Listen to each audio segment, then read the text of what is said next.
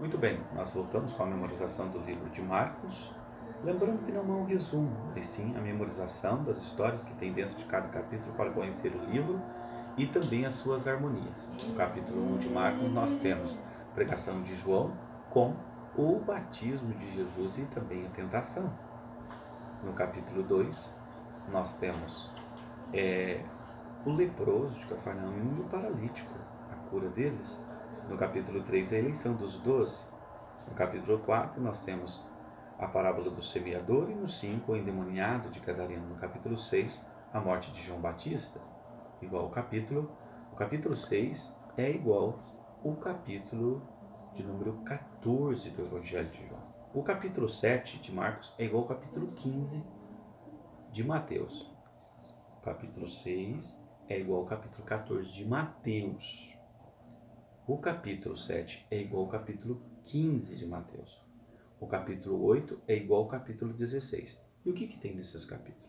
No capítulo 6 tem a morte de João Batista, no capítulo 7 tem a tradição dos anciões, e no capítulo 8 nós temos a revelação do apóstolo Pedro, igual ao 16 de Mateus. E o capítulo 9 é igual ao 17 de Mateus. O capítulo 10 de Marcos tem a mesma coisa que está no capítulo 20 de Mateus, como por exemplo, a cura do cego de Jericó. No capítulo 11, nós vamos ter a entrada triunfal, igual ao capítulo 21 de Mateus. No capítulo 12, nós temos a questão da ressurreição. No capítulo de número 13, nós temos igual ao capítulo 24 de Mateus, os sinais da volta de Cristo.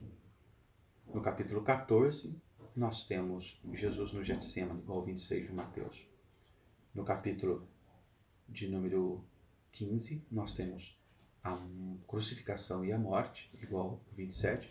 E no capítulo 16 é igual ao capítulo 28 de Mateus, ressurreição e a aparição de Jesus. Mateus nós temos a ascensão e o capítulo 16 de Marcos nós temos o ide do Senhor Jesus. Lembrando que essas histórias, quanto mais história você gravar dentro de cada capítulo, mais conhecimento do livro você vai ter. Lembrando que nós citamos 16 capítulos de Marcos, lembrando que existem cartas que, como é o caso das epístolas do apóstolo João, que é um capítulo só, ou seja, uma página só, que você pode conhecer o que está dentro destas cartas para você fazer uso da memorização.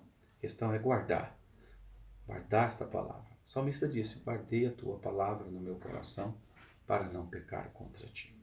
Deus te abençoe.